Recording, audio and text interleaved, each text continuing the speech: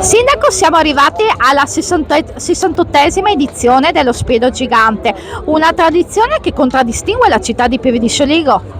Sì, una edizione tra l'altro straordinaria per la partecipazione che fino ad oggi abbiamo visto.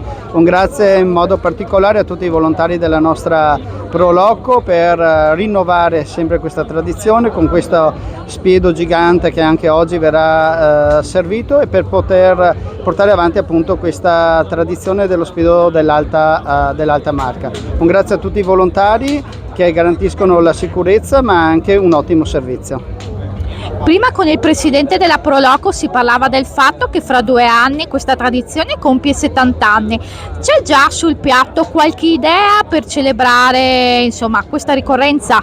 Ma credo che una delle idee che potremmo proporre è quella di battere il record che attualmente è detenuto sempre da Pieve di Soligo, cucinando uno spiedo ancora più grande.